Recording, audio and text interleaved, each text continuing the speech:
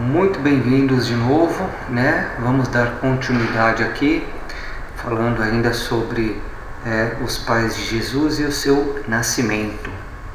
Um pouquinho das características de cada um, né?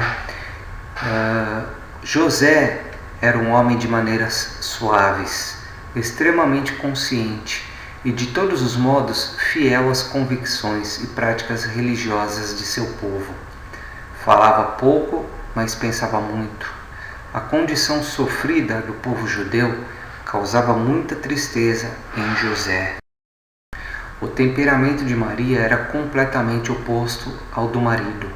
Geralmente era alegre, muito raramente ficava abatida e possuía uma disposição sempre ensolarada. Maria permitia-se sempre dar vazão à expressão dos seus sentimentos e emoções, e nunca se sentia afligida até a morte súbita de José. E mal se recuperou desse choque quando teve que enfrentar as ansiedades que se lançaram sobre ela por conta da carreira extraordinária de seu filho, que se desenrolou muito rapidamente diante de seu olhar atônito. Muito da doçura especial de Jesus e da sua compreensão compassiva da natureza humana ele herdara do seu pai. O dom de ser um grande mestre e a sua imensa capacidade de indignar-se ele herdara de sua mãe. Jesus era também como seu pai, meditativo e adorador. De José, Jesus tinha educação estrita nos usos cerimoniais judeus e o conhecimento excepcional das escrituras dos hebreus. De Maria, ele trazia um ponto de vista mais amplo da vida religiosa e um conceito mais liberal da liberdade espiritual pessoal. As famílias de ambos, José e Maria, eram bem instruídas para a sua época.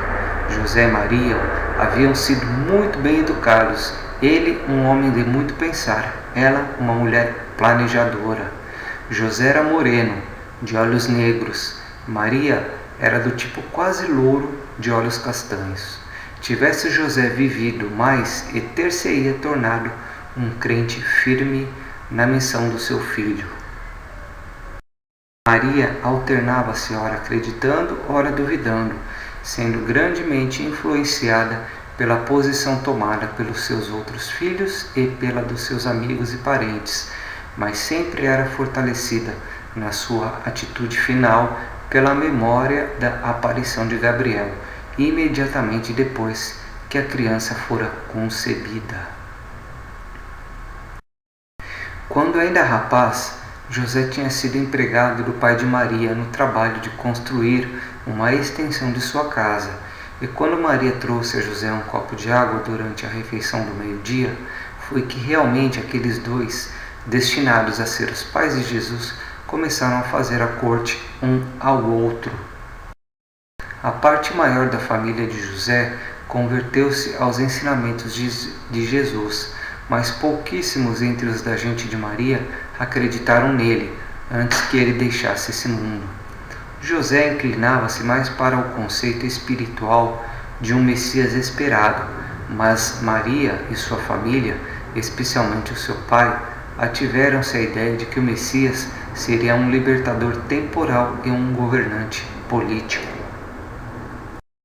O lar em Nazaré. A casa de José e Maria tinha a estrutura de pedra e um cômodo com um teto plano e uma construção adjacente para abrigar os animais. A mobília consistia de uma mesa baixa de pedra, utensílios de barro, pratos e potes de pedra, um tear, uma lamparina, vários bancos pequenos e esteiras para dormir sobre o chão de pedra. No quintal do fundo ficava o abrigo que protegia o forno e o moinho para moer os grãos. Quando menino, Jesus muitas vezes ajudava sua mãe a moer os grãos. Mais tarde, quando a família cresceu, todos se agrupavam em volta da mesa de pedra que foi aumentada para desfrutar das refeições, servindo o alimento em um prato comum. A viagem a Belém.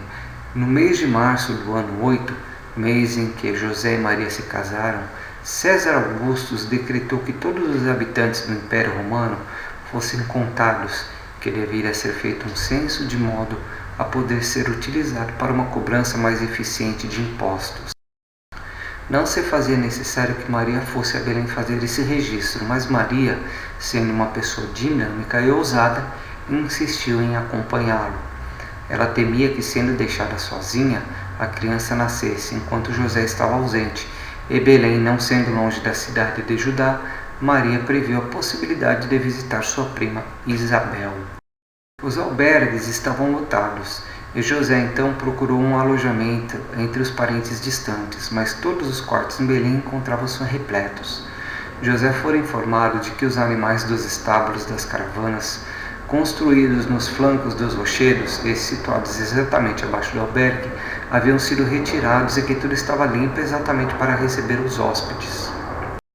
José colocou os sacos de roupa e provisões sobre seus ombros e desceu com Maria os degraus de pedra até os alojamentos de baixo. Viram-se instalados naquilo, que era uma sala de estocagem de grãos, na frente dos estábulos e das manjedouras. Cortinas de tendas haviam sido dependuradas e eles se deram por muito felizes de terem alojamentos tão confortáveis. Nascimento de Jesus. Durante toda esta noite, Maria estava inquieta, de forma que nenhum dos dois dormiu muito. Ao amanhecer, as pontadas do parto já estavam evidentes, e no dia 21 de agosto de 7 a.C., ao meio-dia, Jesus de Nazaré havia nascido para o mundo. Encontrava-se enrolado nas roupas de Maria e deitado em uma manjedoura próxima. Então vejam, olha só, Jesus nasceu no dia 21 de agosto de 7 a.C. Então nós temos aí no nosso calendário, uma variação de 7 anos. E agora, como é que fica essa questão? Melhor a gente deixar para lá, José foi a Jerusalém conversar com Zacarias. Zacarias e Isabel achavam-se ambos convencidos de que Jesus estava destinado a se tornar o libertador judeu e que João, o filho deles, seria o seu principal colaborador.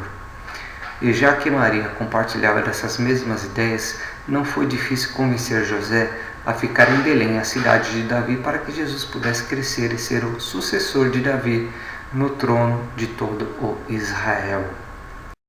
No dia do nascimento de Jesus, ao meio-dia, os serafins de Urântia, reunidos com os seus diretores, cantaram hinos de glória sobre a manjedoura de Belém, mas esses cânticos de glória não foram escutados por ouvidos humanos. Nenhum pastor ou qualquer outra criatura mortal vieram prestar a sua homenagem ao menino de Belém, até o dia da chegada de certos sacerdotes de Ur, que haviam sido enviados a Jerusalém por Zacarias. Então vejam, os 3 reis magos, eles chegaram aí posteriormente ao nascimento de Jesus, tá certo? Eles não estavam presentes no nascimento. A esses sacerdotes havia sido contado há um tempo por um estranho professor religioso que a luz da vida estava a ponto de aparecer na terra na forma de um menino entre os judeus, e os 3 sacerdotes saíram em busca dessa luz. Após muitas semanas de infrutíferas buscas, estavam para voltar para Ur quando conheceram Zacarias, que lhes confiou sobre a sua crença de que Jesus era o objeto da procura deles. Partiram então para Belém, onde encontraram o menino e deixaram as suas oferendas com Maria. A criança estavam com quase 3 semanas de idade à época da visita deles. Esses sábios homens não tiveram nenhuma estrela a guiá-los a Belém. A belíssima lenda da estrela de Belém originou-se da seguinte forma: Jesus nasceu aos 21 de agosto e em 29 de maio do mesmo ano houve uma extraordinária conjunção entre Júpiter, Saturno e a constelação de Peixes. Com base nesse acontecimento extraordinário, mas inteiramente naturais, os bem-intencionados zelotes das gerações seguintes elaboraram a lenda da estrela de Belém e dos reis magos adoradores. Então, essa é a verdade, não tão magnífica quanto é descrita, né, por aí. Então, esses foram os acontecimentos de como deu-se o nascimento de Jesus, a vida de Jesus ao mundo, né? Um planejamento, tá certo? Uma questão natural e nada supra-real, nada magnífica ou mágica, tá ok? Então, acredite quem quiser. Um abraço e até a próxima aula.